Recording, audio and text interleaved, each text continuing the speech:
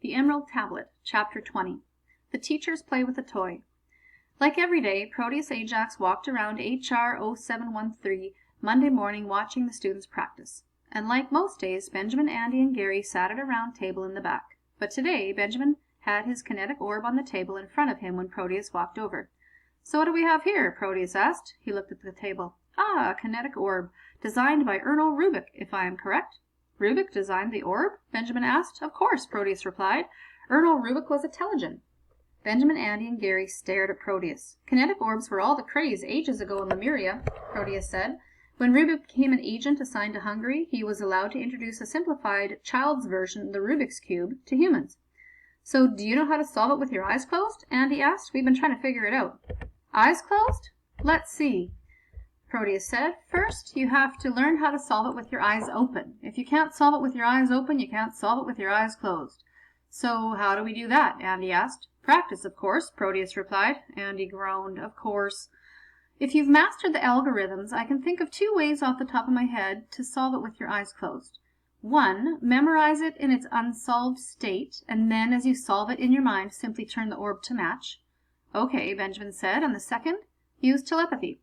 See the colors in your mind. Feel the colors through the tendrils of telekinesis." Proteus levitated the now solved sphere back onto the table.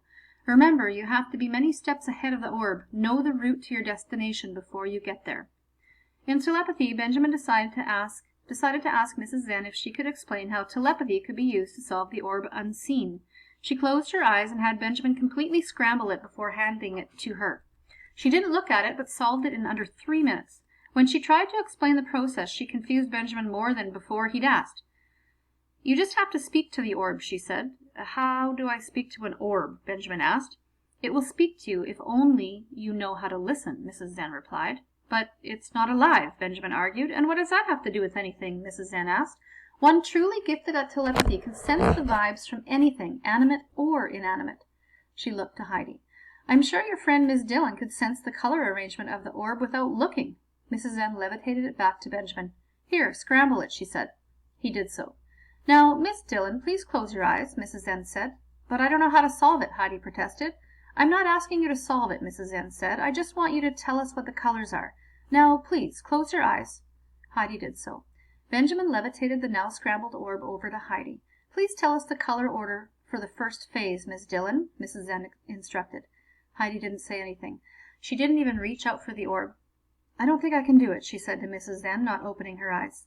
"Well, you most certainly cannot if you don't think you can," Mrs. Zen snapped. "I happen to know that you can do it. With your talents, it would be completely impossible for you not to be able to sense the colors on this silly little toy. Now try again," she commanded. Heidi began to concentrate again. It took almost a minute, but then she started. "Blue," she said. "Right," Benjamin replied. "Don't tell her if she is right or wrong," Mrs. Zen said. "Just let her read the whole phase, and then she can open her eyes and see." Heidi began again, starting at the upper right and moving downward. Blue, green, blue again. She began to pick up speed. Gold. Her hands moved as if they were holding the orb, though it still levitated in front of her. Benjamin wasn't sure what was more surprising to him, that Heidi was getting the colors right, or that she was actually levitating the orb for so long. Gold, silver, green, red, gold, white, silver, green, silver, red, green, blue. Her eyes snapped open. "Was I right?" she asked, looking down. "Completely right," Benjamin said. "Totally right," Andy echoed. "See, I told you could do it," Mrs. Zen said. "Now, let's put this toy away and get on with the class." The kinetic orb became a fun release for Benjamin, Andy, and Gary, and quickly gained popularity with many of the other Year 1 Denarians. Iva didn't take too much of an interest in it, not understanding the fascination, and Heidi was only really interested in quickening her ability for feeling the colors. But for Benjamin, the orb was the perfect way for him to get his mind off the search for the other 2 keys of Shambhala. Since returning from Bangkok, Benjamin had thought of little besides where the second key might be hidden. He tried watching the geodyne again, hoping that locating the second key would be as easy as the first, but had no success. The first key had just been so simple, almost too simple. Another lecture rolled around, and Benjamin still had to force himself to go. Mr. Hermes began by talking about the history of the conflict between Lemuria and Atlantis. He showed a timeline for the continents and gave some background into the initial conflicts between the 2 peoples. Benjamin only partially listened, not wanting to be there, still thinking about the second key. Midway through the lecture, Mr. Hermes changed the lecture's direction just a little, catching Benjamin's attention.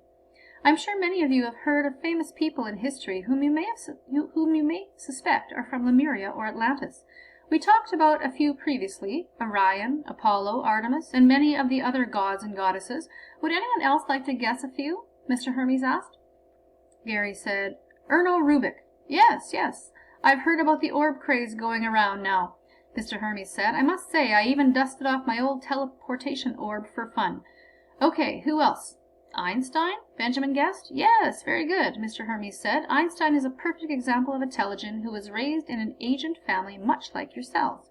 He, too, was encouraged to not excel at school. The stories of how he received D's in many of his classes are famous. Some more, please. Hitler? Jonathan Sheehan guessed. No, not Hitler, Mr. Hermes replied. Hitler was just a very evil human. There have unfortunately been many evil people like Hitler throughout history. Benjamin raised his hand. Yes, Benjamin Holt? Mr. Hermes asked. Benjamin cleared his throat. Are all the people from Atlantis evil? He asked. Oh, no, Mr. Hermes replied. That's a common misconception, and one that the Deimos twins do their best to dispel. The average Telegen of Atlantis leads much the same life as the average Telegen of Lemuria. In fact, not even all the rulers of Atlantis are evil. There have been many times in our history when the ruling bodies of Lemuria and Atlantis attempted to come to some sort of reconciliation. But inevitably, there are radicals and those in the ruling councils of the two nations who are opposed to the terms of the agreement, and it's called off. So, are agents from Atlantis sent out into the world? I've asked. Benjamin's mind immediately flew to the guy from the chess tournament. Was he really an agent from Atlantis? And why did he happen to be in Bangkok at the exact same time they were there retrieving the first key of Shambhala? Yes, Atlantis has many agents. Some we're aware of, but not all, to be sure, Mr. Hermes answered. Yet, as many infamous people throughout history have shown, Atlanteans cause much of the disruption among humans. One starts a problem, another comes along and solves it, giving humans guidance when it's needed the most. Soon the humans come to depend upon the guidance, and they can't back away. We've had to interfere many times to remove the bonds of this slavery. Due to the barrier around Atlantis, Telegens aren't able to escape in any great numbers. However, with the weakening of the barrier, more and more are entering the human world. So if most of the people of Atlantis aren't bad, then is it right to keep them locked within the barrier? Benjamin asked. He felt Heidi and Iva's shock in his mind, and even sensed a little bit of surprise from Gary and Andy. But he didn't care. He wanted to know what was really at stake. What would it really mean to keep the barrier shield in place? I mean, doesn't that sound a little bit like captivity to you? He added. Mr. Hermes looked at him and nodded. I won't pretend that question has never been asked. I won't even pretend I haven't asked that very question. But I'm not the one who makes the decisions. I would guess that's the kind of question Helios and Selene Deimos face every day. I can't believe you asked that, Heidi said. Why? Jack replied, awake now from his nap. It's true, isn't it? You think so? Benjamin silently asked the Nautical. Well, of course, Jack replied. Millions of people are encased in a giant dome against their will, all because of a few bad apples. But those bad apples could cause world destruction, Heidi thought back. You heard how it was in the past. The humans were slaves. What's to say it will be any different now? Nothing, Benjamin replied. It just makes me think. That's all. Mr. Hermes decided to go into detail on the history before the barrier was put in place around Atlantis. Benjamin figured maybe it was to enforce in their minds the importance of keeping any sort of domination from occurring. It made him think about how best the humans' intelligence could coexist, if at all. With one race so much stronger mentally than the other, would domination always be the end result? As he thought about world domination, Benjamin's mind began to drift. He'd always had special skills, or at least known about them, even when he was only as old as Derek and Douglas. And to be truthful, he'd kind of always taken them for granted. What would it be like to be totally ungifted, like humans? Beyond all else, Benjamin figured it would probably just be really boring. No secret conversations, no levitating frogs, no teleporting anything. But aside from the boring factor, it would take away everything that had ever been special about Benjamin. He'd always had skills none of the other kids had, except Andy, of course. Of course, now that he was at summer school, pretty much every bit of specialness was being taken away anyway. Heidi was better than him at telepathy. Iva was better than him at telegnosis.